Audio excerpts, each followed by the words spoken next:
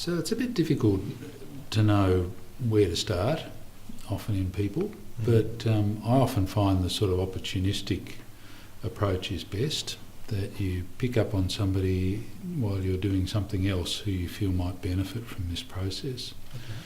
And I guess the other important thing is to get buy-in from the person or the carer who's supervising the medication, because unless they're engaged in the process, they're not going to carry it out. And I think a lot of it is education, which is what GPs are often best at, spending time talking to somebody about what they're on, why they're on it, and why you feel it might be a good idea to try and get rid of some of the pills. Great. Do you have any thoughts around those times that follow an event? I agree. This is a really useful time. So an admission to hospital, for instance, and in that sort of situation, often a number of different drugs may be stopped at the same time, and that may also coincide with an acute deterioration of the patient's health because they've just had a severe episode of pneumonia, or they've just had a heart attack, or some other process has happened, and that sort of complicates the issue a bit.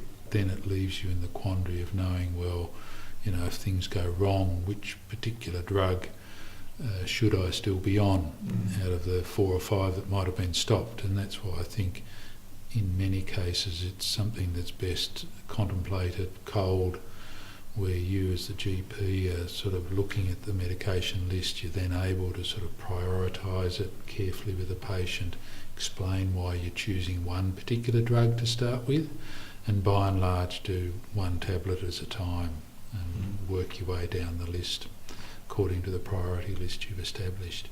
And that often requires you to, do a bit of a holistic view of what's going on, because often they'll come to you with a particular complaint, so you obviously need to deal with that, but it's stepping back and looking at the whole thing.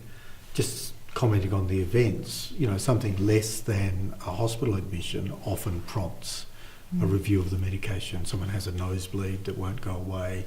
You might look at their aspirin, for example, and sort of weigh up the nuisance value of that against the benefit.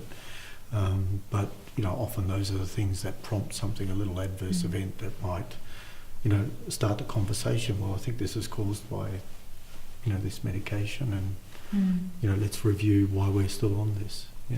And I think the GP is the linchpin to communicating those plans to other members of the treating team, be it at hospital or be it in the specialist rooms, because otherwise they don't know where the patients come from, what their goals are, what you're trying to achieve with your medication plan.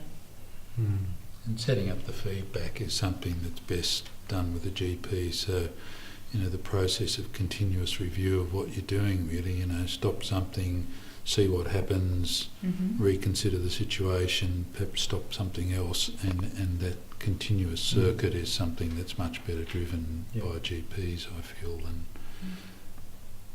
specialists, for instance. Absolutely. They see them much more often. Yeah.